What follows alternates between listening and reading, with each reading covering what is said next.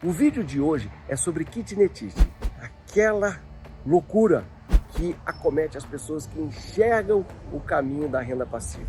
Eu tenho kitnetite há muitos anos, não vejo cura para isso, então vou para o divã de uma psicóloga. Vem comigo, vamos conversar junto, vou levar você junto comigo para ver, você entender os meus dramas, aquilo que eu estou passando, ok? Já vai deixando o like, já vai se inscrevendo no canal, vai compartilhando.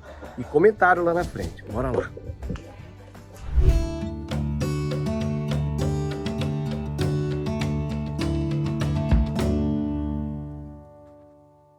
O que eu aceitei como desafio é sentar no divã do psicólogo para tentar me entender enquanto empreendedor, sabe?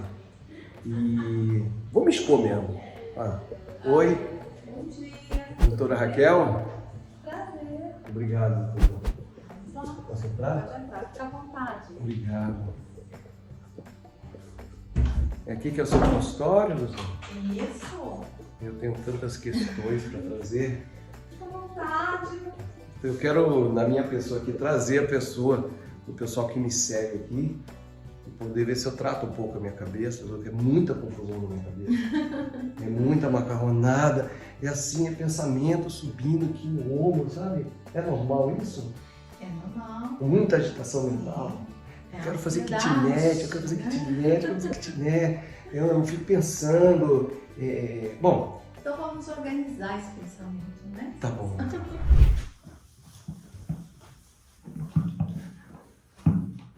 Sabe, doutora, o que mais me aflige é assim, agora que eu descobri o caminho, que eu descobri o que é viver de aluguel e tudo, eu quero tempo, eu tenho 53 anos, então assim, eu queria ter mais tempo, mas eu já tenho mais tempo de jogo jogado do que jogo para jogar. Hoje em dia eu tenho muito essa tentativa, eu quero muito segurar o tempo com as mãos, sabe? Não perder mais tempo, quero ter tempo. Sim, eu acredito que essa foi o grande aprendizado da pandemia, né?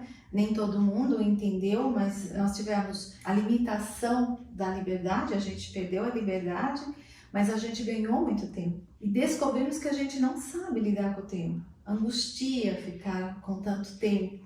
Então, acredito que é um processo agora que é essa ruptura. Alguns deprimiram, ansiedade, pânico, depressão, aumentou muito. Por quê? Porque eu consegui olhar para uma janela nesse tempo que eu não estou administrando bem meu tempo. Que de repente morar numa casa pequena, num espaço menor, não significa perda da liberdade, ao contrário, porque a liberdade é um estado de lucidez. A liberdade não é um lugar, a liberdade é um tempo na nossa cabeça. E se a gente administrar isso, os espaços mudam, né? A gente vai poder ser mais feliz, a gente vai sentir mais paz, mas para isso nós precisamos entender o que a gente faz com o tempo. Onde nós aplicamos o tempo? Então, o que acontece? Quando eu estou nas redes sociais conversando com os meus seguidores, as pessoas que estão apostando nesse projeto, eu falo assim, nunca foi sobre imóveis compactos a conversa. Imóvel compacto funciona. Sempre foi sobre como ter mais tempo livre. Porque se eu tenho hoje uma ferramenta que me permite ter tempo, antes eu não tinha essa ferramenta. Eu tinha que trabalhar 8 horas por dia para poder ter dinheiro, para poder pagar minhas contas, para poder ter uma vida confortável, para daí eu desfrutar do tempo. Ou seja, eu ficava o dia todo fora, a filha na creche, né? A esposa trabalhando, todo mundo cansado, chegava em casa sem paciência, trabalhava sábado, domingo, trabalhava feriado, fazia inúmeras horas extras, com o chefe em cima, chamando no Nextel, sábado, domingo, feriado. Era essa a minha vida. E eu comecei a me desesperar e ver que essa era uma fórmula que não ia dar certo para mim.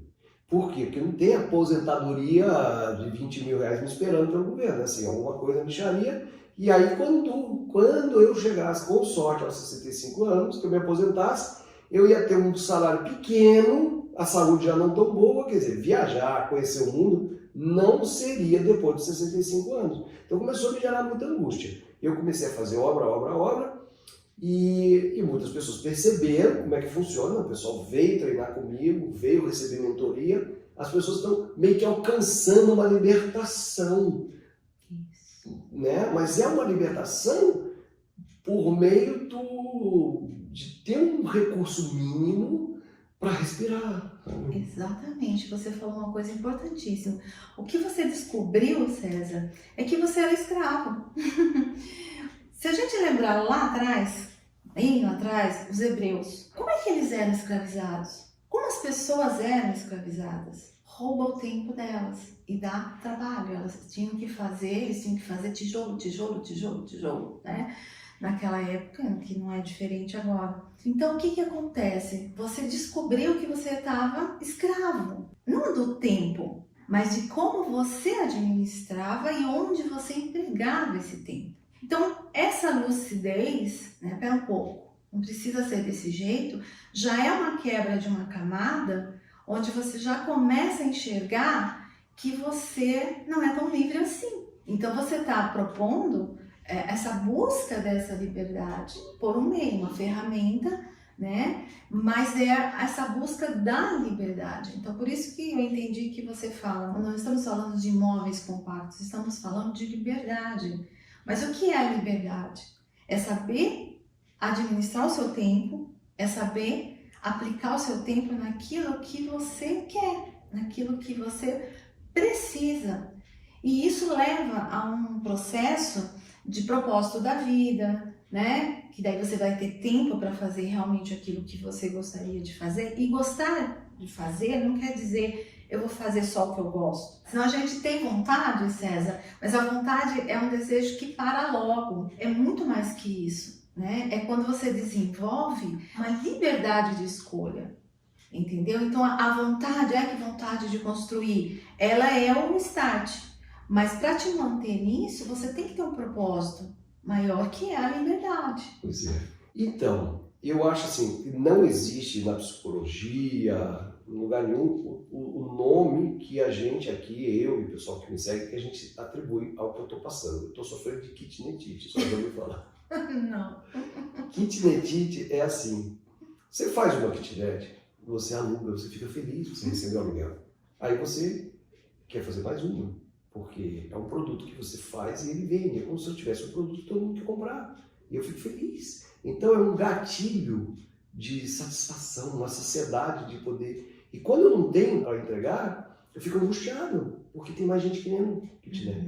Então eu fiz 4 a primeira vez lá, 20 anos atrás. Depois eu fiz 10, eu fiquei com 14. Aí alugou 14, eu tive 14 alegrias. E eu passei a receber 14 depósitos na minha conta todo mês. Aí eu fiz mais 10, eu passei a receber quase que um depósito de aluguel todo mês. Eu fiquei viciado. E eu não consigo curar disso. Porque hoje já são 56, eu recebo mais de um aluguel por dia. Não é que todo dia tem, né, acumula. Não é toda hora fica caindo. Mas entrando no piso. Então eu fico assim, procurando novos espaços, bolando novas decorações, imaginando o que a pessoa vai encontrar, como é que eu crio novas formas e procuro novas maneiras de conversar. Resumo. Eu fui para um retiro de meditação, eu só conseguia ver kitnet. Não sai da cabeça. Eu entendo que é assim, quando você tem algo que vende, parece que cura assim, todos os meus problemas. Eu fico feliz quando a pessoa entra, que ela gosta do que eu faço. Precisa de atenção, é normal, é um estado de euforia, assim, ou a gente quer continuar nisso porque está dando certo. Te faz feliz?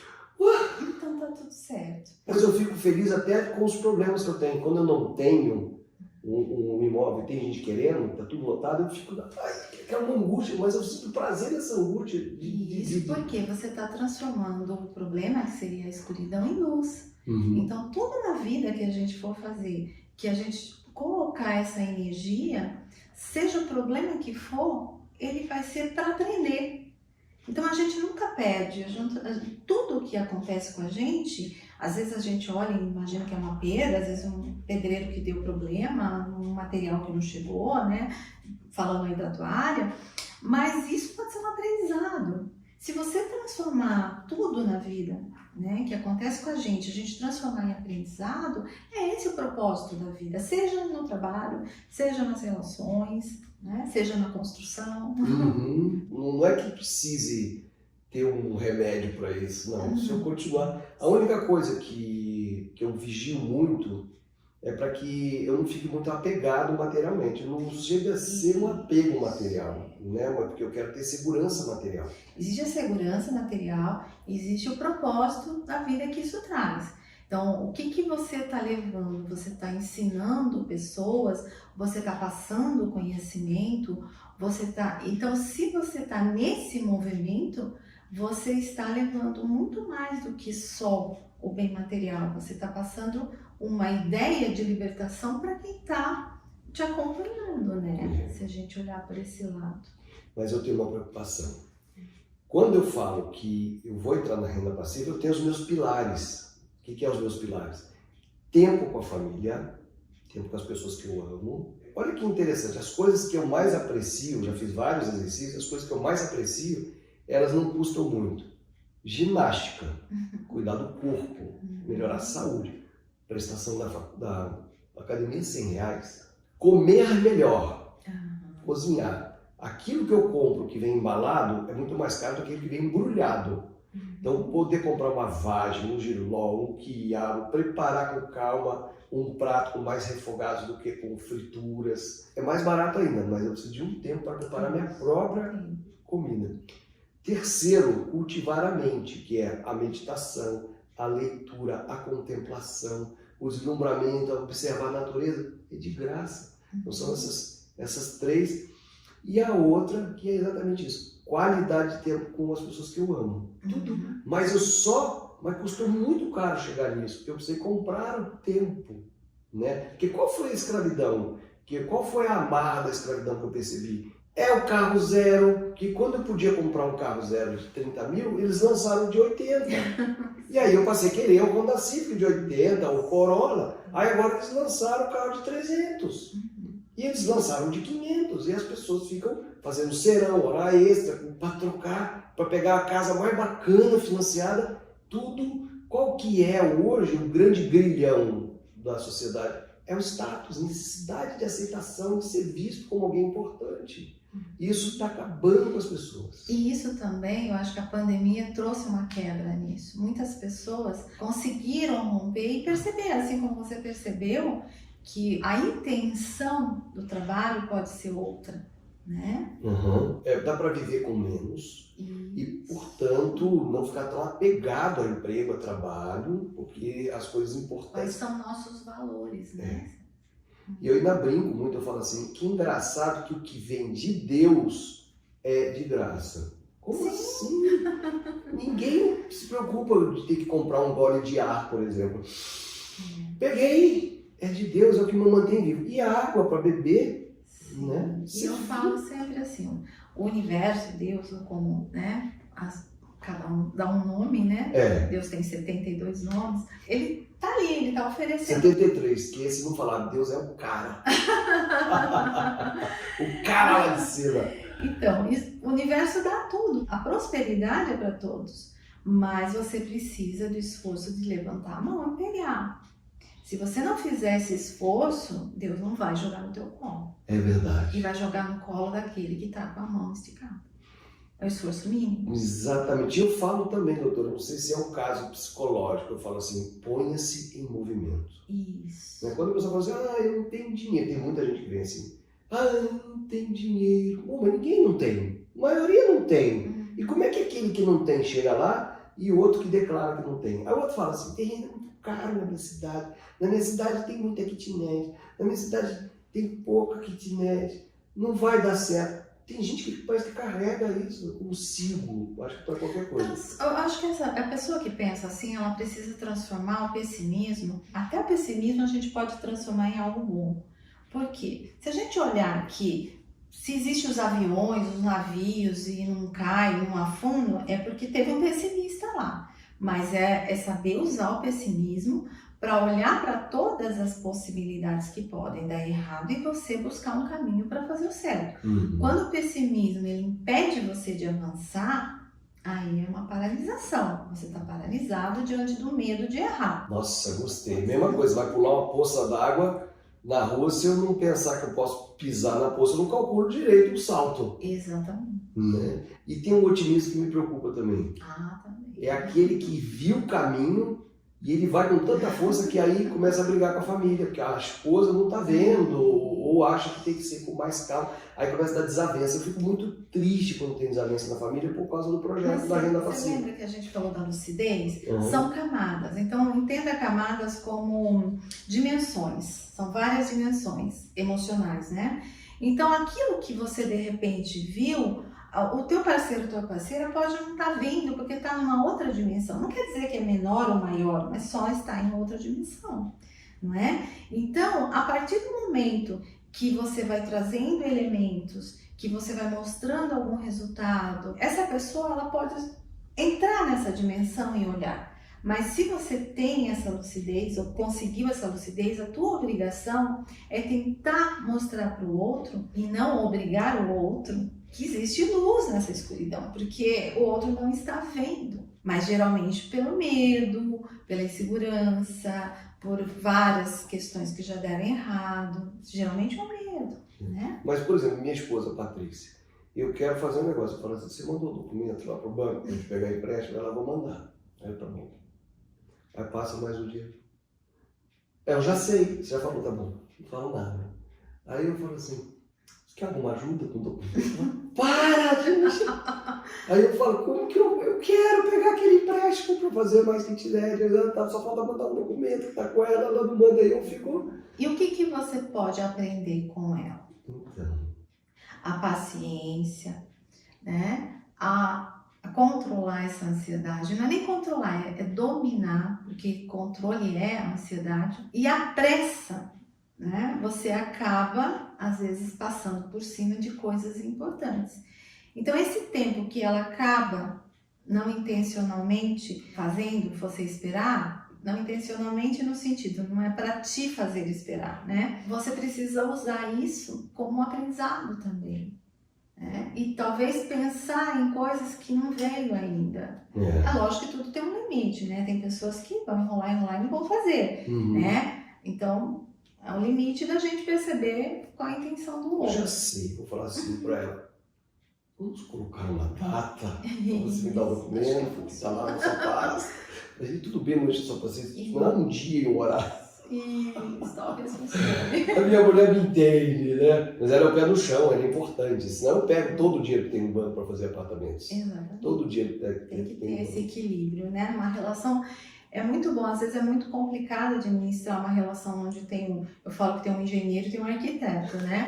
Mas se tiver uma comunicação boa entre os dois, nossa, é aquilo que a gente vê, casal de sucesso, enriqueceram juntos. Por quê? Porque conseguiram juntar as potências, cada um tem uma potência, e virou uma potência enorme, né? Tá certo. Olha, eu vou deixar para a próxima sessão outras perguntas, mas eu gostaria de saber da senhora se vale a pena empreender, como é que a senhora vê assim, as pessoas que têm essa vontade de empreender no Brasil, se é muito arriscado, o pessoal traz muitos problemas para o consultório, ou se os problemas são outros, né? Sim, eu acredito que empreender é sempre bom, seja no que for na vida, né? Empreender é você ir atrás, é você transformar algo, é você mudar a vida das pessoas também, né? Porque o sucesso, ele precisa ser entendido quando você vê que o sucesso vale a pena, quando todo mundo à tua volta também está crescendo.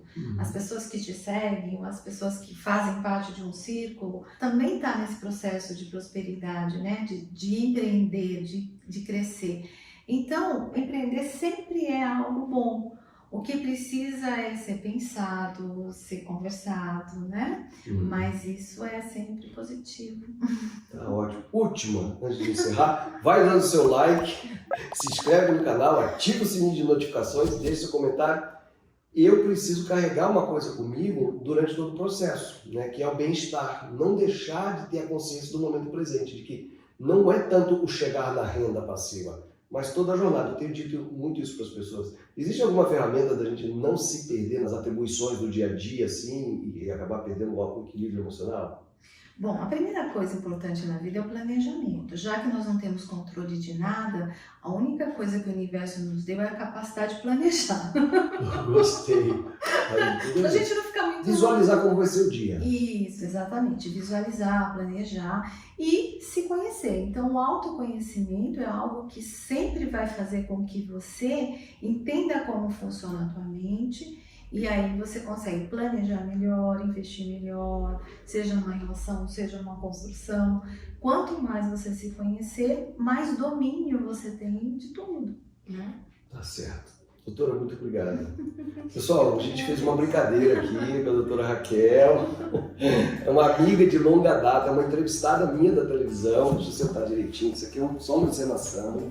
É uma amiga de longa data, uma entrevistada, tem livro publicado, sempre, né? O seu foco sempre foi mais no life coach, né? De ajudar as pessoas a alcançar. Conhecimento, né? Vencer as dores, né? Encontrar sua dor, superar sua dor, né? Seja qual for, né? Na alma. Tá certo.